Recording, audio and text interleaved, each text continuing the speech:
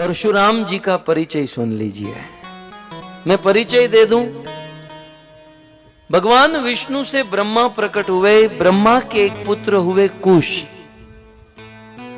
कुश के एक पुत्र हुए कुशनाभ, और कुशनाभ के एक पुत्र हुए जिसका नाम था गाधी। महाराज गाधी और उनकी पत्नी से एक कन्या का जन्म हुआ। ब्रह्मा के कुश, कुश के कुशनाभ, कुशनाभ के गाधी, और गाधी की एक कन्या जिसका नाम था सत्यवती। महाराज गाधी क्षत्रिय थे, सत्यवती क्षत्रिय थे। महाराज गाधी ने अपनी पुत्री सत्यवती का विवाह रुचिक ऋषि के साथ कराया, जो ब्राह्मण थे। महाराज गाधी ने अपनी कन्या सत्यवती का विवाह रुचिक ऋषि के साथ कराया, और रुचिक ऋषि और सत्यवती की गृहस्थी बहुत अच्छी चल रही थी। एक दिन गाधी की कन्या सत्यवती ने अपने पति रुचिक ऋषि से कहा, पतिदेव, अब विवाह हुआ, बहुत समय बीत गया, मुझे एक संतान चाहिए। सत्यवती के पति रुचिक ऋषि ने कहा, देवी ठीक है, स्त्री के मन में संतान प्राप्त करने की इच्छा ये बहुत शुभ माना जाता है, और ये स्त्री का एक बहुत बड़ा गुण माना जाता है। कहा, कल हम यज्ञ करेंगे और यज्ञ की कृपा से चरु प्रकट होगा और तुम्हें बहुत सुंदर पुत्र की प्राप्ति होगी। रुचिक ऋषि ने कहा अपनी पत्नी सत्यवती से। अब सत्यवती ने रात को अपनी मां को फोन किया, मां, मेरे पति ने कहा है कि कल यज्ञ करेंगे और यज्ञ से फल प्रकट होगा जिसे मैं ग्रहण करूंगी और मुझे बहुत अच्छा पुत्र मिलेगा। सब कुछ ठीक हो रहा था। कभी कभी क्या होता ना, बहुत सुंदर गृहस्थी में वो कन्या की मां ही सब गड़बड़ कर देती है, जैसे यहां हो रहा है। अब सत्यवती की मां ने कहा कि देखो बेटा, हम लोग क्षत्रिय हैं और हमें भी कोई पुत्र नहीं है, और तेरे पति कल यज्ञ कर ही रहे हैं, तो हमारे लिए भी यज्ञ कर दें तो मैं भी पुत्र वाली हो जाऊं। तो एक काम करो, फोन होल्ड में रखो और जरा अपने पति को पूछ लो। फोन होल्ड में रखा। सत्यवती गई रुचिक ऋषि के पास, बोले कल यज्ञ कर ही रहे हैं तो मैं मेरी मां को बुला लूं, वो भी यज्ञ में बैठे, उसे भी पुत्र मिलेगा, क्योंकि उनके पास कोई पुत्र नहीं। ठीक है, बुला लो, क्योंकि पानी में रहकर मगरमच्छ से दुश्मनी कौन करे है? यदि ये भी ना बोलते तो इसका मूड बिगड़ जाता और फिर गृहस्थी। बोले ठीक है, बुला लो। मां तुम आ जाओ, कल सुबह यज्ञ होगा। दूसरे दिन सुबह सत्यवती की मां और सत्यवती दोनों यज्ञ में बैठे। रुचिक ऋषि यज्ञ कराने लगे। परम पवित्र ऋषि, पवित्र यज्ञ, भगति सहित मुनि आहुति दीनी, सुंदर आहुति दी जा रही है।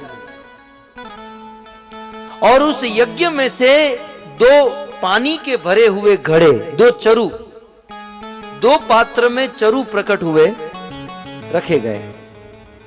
यज्ञ संपन्न हुआ। एक चरु रुचिक ऋषि ने अपनी पत्नी सत्यवती को दिया, और दूसरा चरु रुचिक ऋषि ने अपनी सास को दिया। सास समझते ना, सास को दिया। रुचिक ऋषि यज्ञ करके स्नान करने चले गए। अब तक सब कुछ ठीक हो रहा था, अब गड़बड़ क्या कहां हो रही है देखिए। अब जो रुचिक ऋषि की सास अर्थात सत्यवती की जो मां थी, अपनी बेटी से कहने लगी, देखो बेटा, इस दुनिया में तो स्वार्थ ही स्वार्थ भरा हुआ है, और इसलिए तुम्हारे पति ने तुम्हारे लिए जो चरु बनाया होगा वो तो अच्छा ही होगा। बेटा देखो, हम लोग क्षत्रिय हैं और क्षत्रियों को दुनिया पर राज करना होता है, इसलिए हमको गुणवान पुत्र की जरूरत है, और तुम्हारे पति ने तुम्हारे लिए ही अच्छा सोचा होगा। बेटा एक काम करो ना, तुम्हारा चरु मुझे दे दो, मेरा चरु तुम रख लो। अब बेटी अपनी मां को क्या कहे, मां ने कहा तो चरु बदल दिए और चरु ग्रहण कर लिए। वो सास तो चली गई अपने घर, इसने चरु ले लिया। रात को सोते समय सत्यवती ने अपने पति रुचिक ऋषि से कहा, पतिदेव एक मजे की बात सुनाऊं? बोलो। पतिदेव जब आप स्नान करने गए तो मैंने और मेरी मां ने चरु बदल दिए। मैंने उनका खाया, उसने मेरा खा लिया। रुचिक ऋषि ने कहा, अनर्थ हो गया, अनर्थ हो गया। बोले क्या हुआ? बोले वास्तव में तुम स्त्रियों को बुद्धि नहीं होती है। रुचिक ऋषि ने कहा, थोड़ी तो बुद्धि रखते हैं, थोड़ी तो इस्तेमाल करते। बोले देवी हम लोग ब्राह्मण हैं, हम लोग ब्राह्मण हैं, इसलिए हमारे लिए जो चरु मैंने बनाया उसमें ब्राह्मण के गुण प्राप्त हो ऐसा पुत्र जन्म ले, ऐसा चरु था। और तुम्हारे माता पिता क्षत्रिय हैं, इसलिए मैंने उसके लिए क्षत्रिय गुण वाले पुत्र का आवाहन किया। अब तुम दोनों ने चरु बदल दिए, अब वो क्षत्रिय है फिर भी उनको ब्राह्मण गुण वाला बेटा मिलेगा, और तुम ब्राह्मण हो तो तुम्हारे गर्भ से क्षत्रिय प्रभाव घोर स्वभाव वाला बेटा जन्म लेगा। पतिदेव मुझे घोर स्वभाव वाला बेटा नहीं चाहिए, हम लोग ब्राह्मण हैं और ब्राह्मणों में कोई घोर स्वभाव निकल गया अनर्थ हो जाएगा। नहीं पतिदेव आप कुछ कीजिए, कुछ कीजिए। रुचिक ऋषि ने कहा, मैं ज्यादा तो कुछ नहीं कर सकता, लेकिन एक पीढ़ी को पीछे डाल सकता हूं। अर्थात तुम्हारा बेटा जो क्षत्रिय स्वभाव का होने वाला है, तो वो तुम्हारा बेटा क्षत्रिय स्वभाव वाला ना होकर उनका बेटा क्षत्रिय के स्वभाव वाला होगा। चलो बोले जो भी है आप कर दीजिए। तो अब क्या हुआ? महाराज गाधी क्षत्रिय थे, लेकिन चरु बदल दिया, इसलिए उनको ब्राह्मण गुण वाला बेटा प्राप्त हुआ। उनके पुत्र हुए विश्वामित्र। विश्वामित्र क्षत्रिय कुल में जन्म लिए, लेकिन टोटल ब्राह्मण स्वभाव वाले, अपना जीवन ब्राह्मण वृत्ति में बिताया। और यहां पर रुचिक ऋषि और सत्यवती ब्राह्मण थे, लेकिन घोर क्षत्रिय स्वभाव वाला बेटा मिलने वाला था, लेकिन एक पीढ़ी को पीछे डाला, इसलिए सत्यवती का पुत्र हुआ जमदग्नि,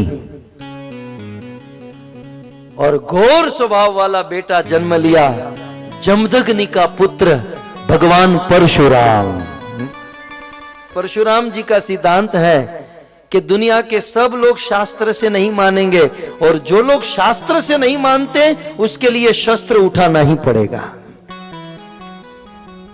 मैं भी कहूं कि हम शास्त्र से हमारी पूरी मेहनत कर सकते हैं कि गाय की रक्षा करो, गौ माता की रक्षा, गोवध बंद करो, लेकिन आज नहीं तो कल यदि शास्त्रों से काम नहीं बना तो क्षत्रियों को शस्त्र तो उठाना ही पड़ेगा।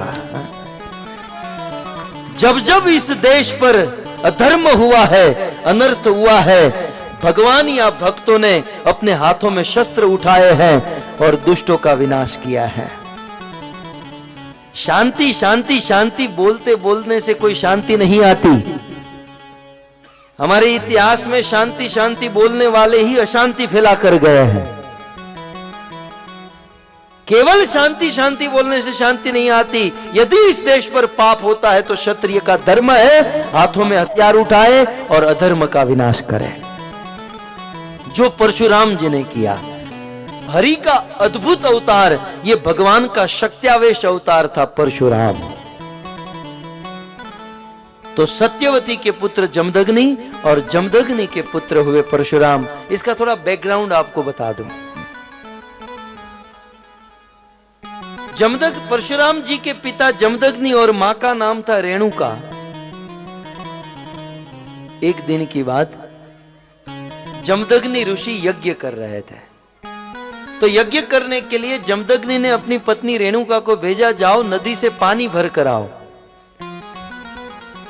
मां रेणुका जब पानी भरने गई तो देवता और गंधर्व धरती पर आए थे और कुछ नृत्य नाच आदि कर रहे थे, तो बेचारी देखने में थोड़ा सा टाइम निकल गया। तो रेणुका को जल भरकर लाने में थोड़ी सी देरी हो गई और जमदग्नि ऋषि क्रोधित हो गए और क्रोधित होकर अपने पुत्रों को कहे कि तुम्हारी मां ने गलत काम किया है, उसका गला काट दो। उसके पुत्र ने नहीं कहा था, दूसरे पुत्र को कहा इसका गला काटो। तीसरे, चौथे, पांचवे, 8 पुत्र थे, किसी ने नहीं, अपने बाप की बात किसी ने नहीं मानी। परशुराम जी वन में लकड़े काटने गए थे और लकड़ों की बोरी लेकर, एक और लकड़ों की बोरी, हाथ में फरसू। परशुराम जी आए, जमदग्नि क्रोधित, बोले बेटा ये मेरी बात कोई नहीं मान रहा है, बेटा तुम मेरी बात मानोगे? बोले पिताजी क्या आज्ञा है? बोले ये फरसू से तुम्हारी मां का गला काट दो। परशुराम जी ने खच करके मां का गला काट दिया। बोले ये मेरे बच्चे, तुम्हारे जो छोटे भाई है ना, वो भी मेरी बात नहीं मानते हैं, उनका भी गला काट दो। परशुराम जी खच खच खच 8 गला एक साथ काट दिए। ऐसा मत समझिए ये क्रूर है, बुद्धि है। ये गले काटकर पिताजी प्रसन्न हुए, वो जानते थे मेरे पिता समर्थ है। जमदग्नि प्रसन्न हुए, बेटा तुमने मेरी बात मानी है, मैं तुम पर प्रसन्न हूं, तुम्हें जो चाहिए वह मांग लो। परशुराम जी ने कहा मुझे 2 वरदान चाहिए। बोले 2 नहीं 200 मांगो, आज मैं प्रसन्न हूं। बोले मुझे 2 वरदान। पहला वरदान, मेरी मां और मेरे भाइयों को जीवित कर दो, और दूसरा वरदान कि उनको कभी भी पता न चले कि मैंने उनका गला कभी काटा था। तो अपनी मां और भाई जीवित हो गए और उनको कभी पता नहीं चला कि इसने गला काटा था। तो ये जानते थे मेरे पिताजी समर्थ है। और वर्णन ऐसा आया कि एक दिन परशुराम जी घर पर नहीं थे और सहस्त्र बाहु भगवान दत्तात्रेय की उपासना करके कार्तवीर अर्जुन हजारों भुजा प्राप्त कर चुका था। तो ऐसा सहस्त्र बाहु कार्तवीर अर्जुन अपनी सहस्त्र सेना को लेकर वन से जा रहा था। उनको भूख लगी, जमदग्नि ऋषि के आश्रम में आए। जमदग्नि ने कहा कोई चिंता नहीं, मैं आप सबको भोजन कराऊंगा। जमदग्नि ने सहस्त्र बाहु कि पूरी सेना को पेट भर के भोजन कराया, और स्वरुचि भोजन, स्वरुचि समझते हैं? ऐसा नहीं खिचड़ी बनी है तो सब खिचड़ी खाएंगे। स्वरुचि भोजन माने एक एक आदमी को पूछा गया आप क्या खाओगे? मैं पिज्जा और पास्ता खाऊंगा। आप क्या खाओगे? मैं बर्गर खाऊंगा।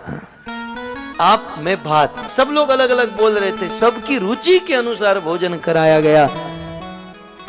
तब उस सहस्त्र बाहु ने कहा कि आप तो झोपड़ी में रहने वाले फक्कड़ बाबा, और हम सबको स्वरुचि भोजन कराया। ऐसी फैसिलिटी हमारे राज्य में भी नहीं है।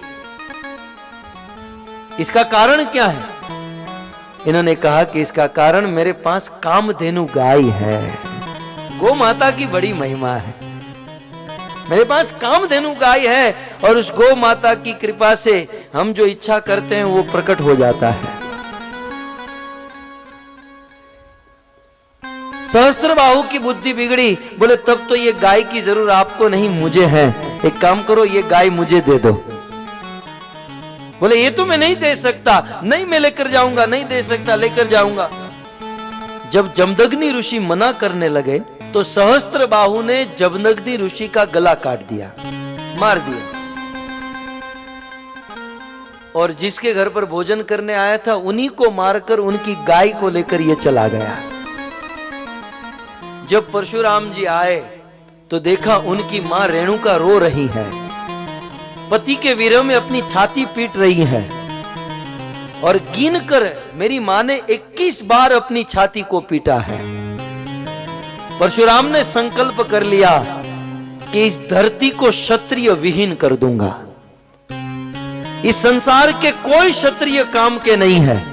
सब लोग धन और पद के अभिमान में आकर इस संसार में दंगा, इस संसार में आतंक फैला रहे हैं। परशुराम ने अपना फरसू उठाया और चुन चुन कर इस दुनिया में जितने भी क्षत्रिय थे सारे क्षत्रियों के गले काट दिए। ऐसा कहा जाता है परशुराम जी ने जब क्षत्रियों को मारना शुरू किया, यह दुनिया का आधा भाग खून से भर गया, खून से लथपथ हो गया। खून की नदियां बहा दी परशुराम जी ने। और ऐसे एक बार नहीं 21 बार क्षत्रियों का विध्वंस किया परशुराम जी ने।